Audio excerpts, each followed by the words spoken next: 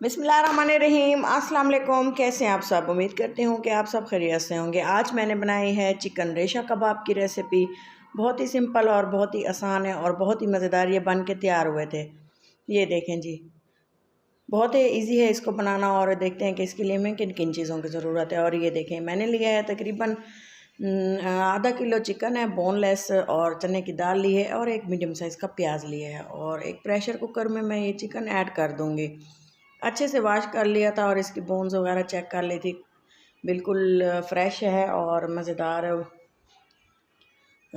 इसका टेस्ट बनता है। दाल ऐड कर दी है, चने की दाल है, और एक बड़े साइज़ का जो है प्याज कट करके रफली चॉप करके ऐड कर दी है। और इसमें मैं ऐड करूँगी कुछ ड्राई मसाले, बहुत ही घर में अवेलेबल होते हैं, बहुत ही सिंपल से हैं। नमक ऐड की है तकरीबन 1 टीस्पून ऐड की है लाल मिर्च पिसी हुई, और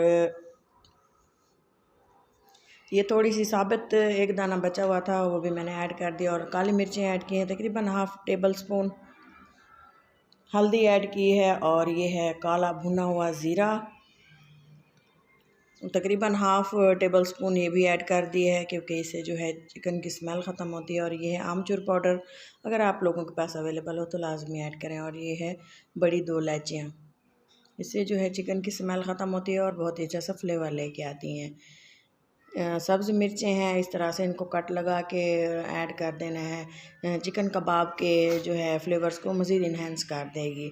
और इसके अलावा जो मैं मसाला ऐड करूँगी वो है सूखा धनिया और बारीक कुटा हुआ ताज़ा फ्रेश, इसको मैंने मसाले कूट के ऐड किए हैं। जैसे कि ये अदरक लहसुन का पेस्ट है, ये देखें जी, ये भी तकरीबन 1 टेबल स्पून भर के मैंने इसमें ऐड कर दिया है।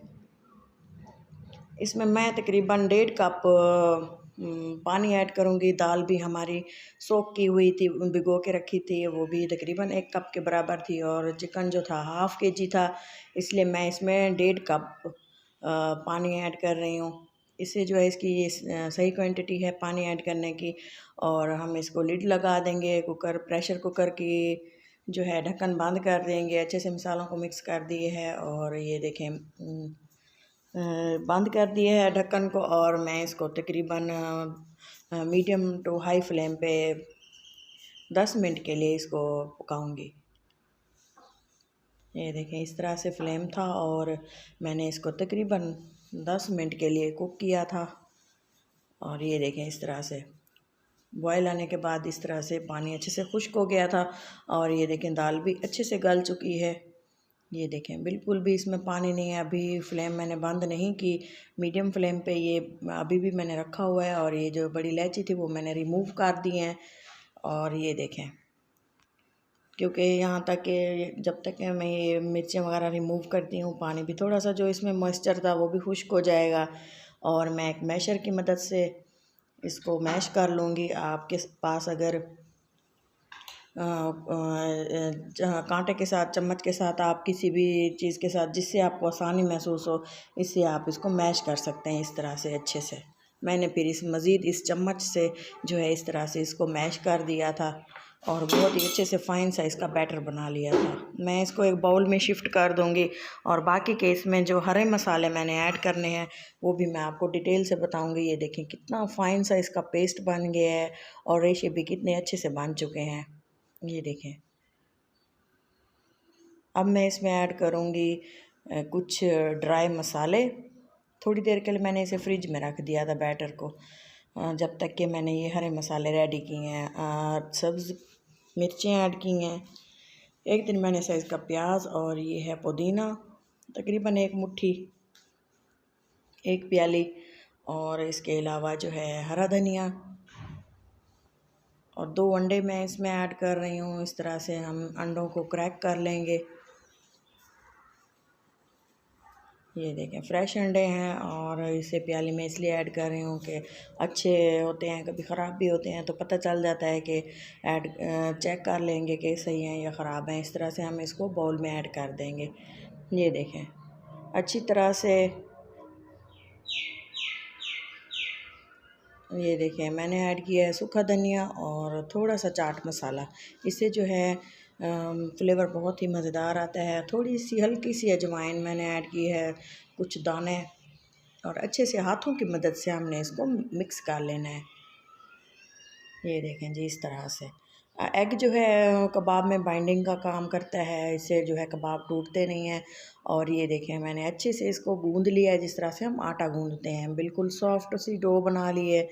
ये देखें इस तरह से हम थोड़ा सा पोर्शन लेंगे बैटर का और इस तरह से हम इसको कबाब की शेप दे देंगे। ये देखें जी,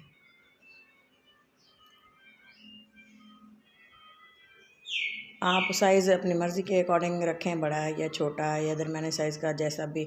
इस तरह से हम एक ट्रे में इसको रखते जाएंगे और बाकी के जो कबाब हैं वो भी हम रेडी कर लेंगे। ये देखें जी, बहुत ही मज़ेदार, ये लंच में खाएं आप रायते के साथ, चटनी के साथ, केचप के साथ, बहुत ही मज़ेदार ये ज़बरदस्त से बन के तैयार होते हैं और बहुत टेस्टी लगते हैं।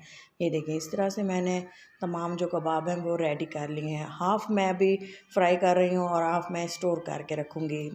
स्टोर करने के लिए कोई एयर टाइट ढक्कन वाला बर्तन हो, उसमें आप ऐड करें इसको, या एयर टाइट बैग में आप इसको शिफ्ट करके रख दें और जब दिल करे इसको फ्राई कर लें।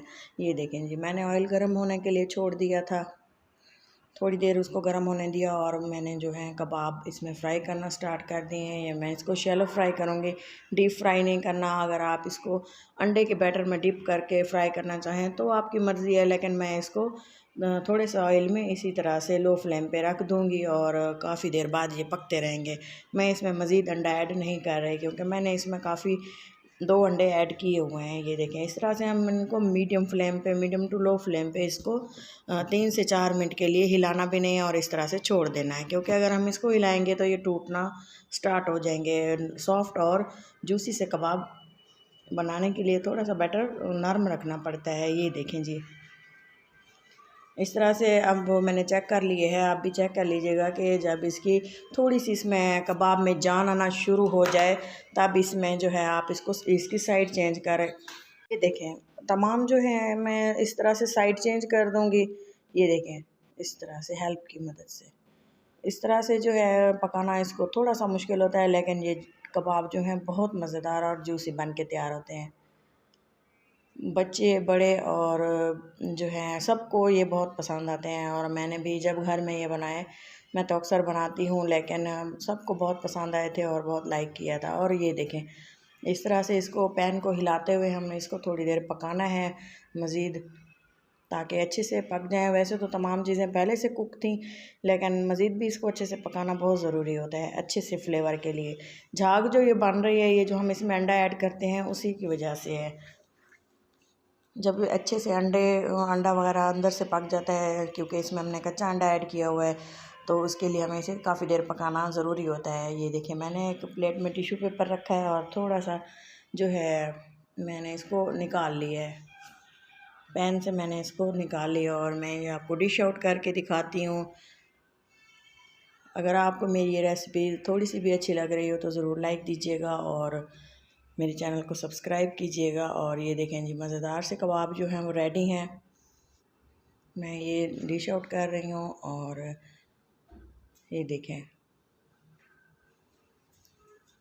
ये देखें जी, इस तरह से मैंने तमाम कबाब प्लेट में रख दिए हैं और मैंने थोड़े से कुछ कट किए थे प्याज, और प्याज को भी मैंने इस तरह से प्लेट में रख दिया था और लेमन भी मैंने थोड़ा सा एक नींबू काट लिया था स्लाइस में, वो भी मैंने इसमें ऐसे ही रख दिया था। और इसकी गार्निशिंग के लिए ये बहुत ज़रूरी होता है और ये इसकी लुक बहुत ही मज़ेदार आ जाती है। अगर खाना देखने में खूबसूरत लगता है तो खाने में और भी मज़ेदार लगता है और खाने में भी मज़ा आता है। ये देखें जी, ये है हमारी फ़ाइनल लुक कबाब की और मुझे पूरी उम्मीद है कि आपको ये रेसिपी ज़रूर पसंद आई होगी। अगर पसंद आए तो ज़रूर लाइक दीजिएगा। अपना और अपनों का बहुत सारा ख्याल रखें, दुआ में याद रखें। अल्लाह हाफ़िज़।